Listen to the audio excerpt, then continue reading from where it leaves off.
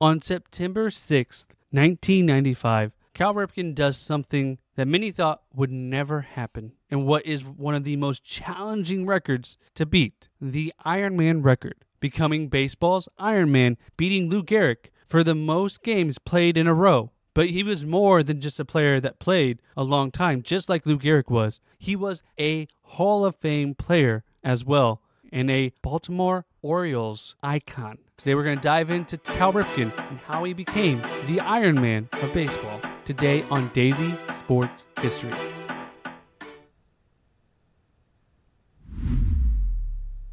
Welcome to Daily Sports History. I'm Ethan Reese, your guide to a rapid deep dive into sports history every day. And today's trivia question to listen out for is, how did Cal Ripken injure his knee that jeopardized his streak? Now, Cal Ripken was born in Maryland in 1960, and at the time, his dad, Cal Ripken Sr., was a coach for the Baltimore Orioles, foreshadowing what would become of Cal Ripken Jr.'s life. As his dad was a coach of baseball, he grew up around baseball and loved it. Him and his brother Billy actually were both on the Aberdeen High School baseball team and made one of the best high school teams. As Cal Ripken Jr. grew up to be 6'5" and became a 5-tool player, and actually had success in high school as a pitcher. But when he wasn't pitching, he was playing shortstop and led his team to a state championship where he pitched a complete game to win the state title. And the Baltimore Orioles drafted Ripken in the second round of the 1978 draft, number 48 overall. And he made the decision to go straight from high school to the pros because after talking with his family, he knew he wanted to play baseball for a career, but if it didn't work out,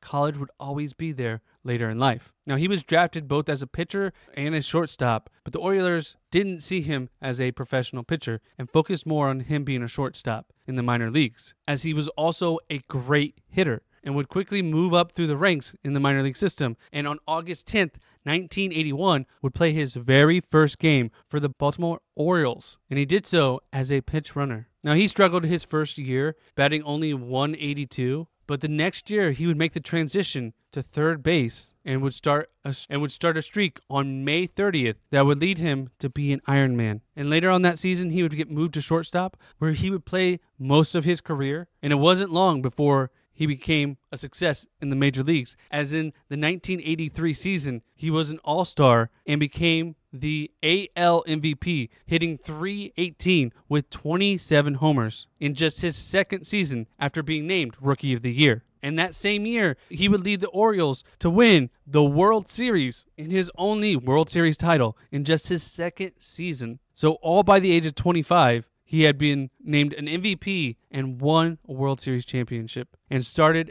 a streak which would make him an icon in baseball. And he would continue his luck, as before the 1984 season, he signed a 4-year contract worth almost about $1 million a year. In that season, he would hit over 300 again with 27 home runs. And just before the 1987 season, Cal Ripken Sr. would be named manager of the Orioles, becoming the first manager to manage 2 sons on the team, as Cal's brother, Billy Ripken, joined the majors that year as well. Now, during this time while his dad was the coach, the Orioles didn't have a whole lot of success on the field. And by 1993 would be the first time that his dad wouldn't also be part of the team, as he would be let go after the 1992 season. And this was the year that his streak was in question, as on June 6th, he injured his knee during a brawl against the Seattle Mariners, and he didn't think he'd be able to play the next day, but woke up feeling fine and continued his streak. And on August 1st, 1994,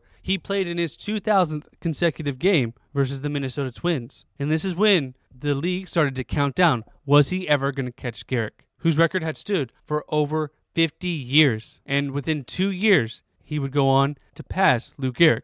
On September 6, 1995, was one of the most watched games in ESPN history, as everyone wanted to see Cal Ripken pass Lou Gehrig. In a game versus the Los Angeles Angels, Cal had all his family there. The president, Bill Clinton, and Vice President Al Gore were at the game. And after the 5th inning, everyone started to cheer, because when the 5th inning happened, it meant the game was official and Cal Ripken had broken the record. And the Orioles honored Lou Gehrig by selling special box seats, giving the proceeds to Johns Hopkins University to study Lou Gehrig's disease. And for 22 minutes, the game was stopped, giving Ripken a standing ovation. As you can see, a memorable sign out of the right field of 2-1-3-1, showing that he had broken the record. It was a great moment for baseball, helped raise the awareness. It was one of the most viewed games, and it kind of harkened back to Lou Gehrig and helped grow ALS research and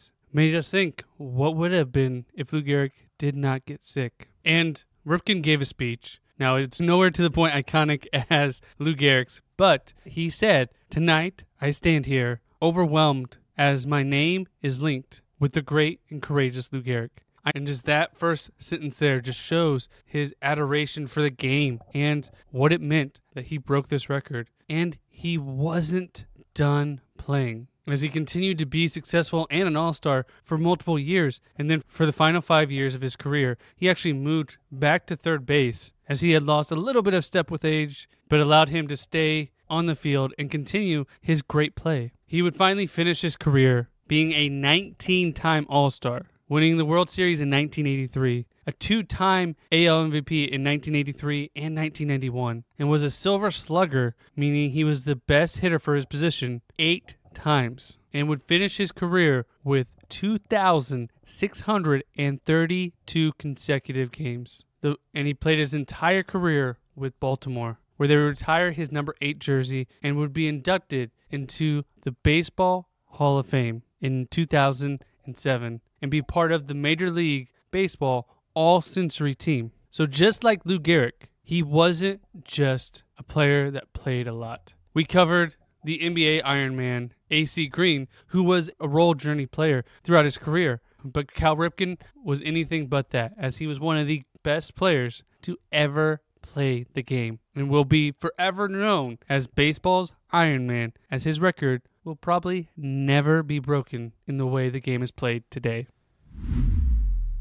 I want to thank you for listening to today's Daily Sports History. It means a lot to me. If you want to reach out to us, if you have a topic you want us to cover, you can do that at dailysportshistory.com/contact, and you can send us an email or leave us a voicemail. We'd love to hear from you and maybe include your information on the show.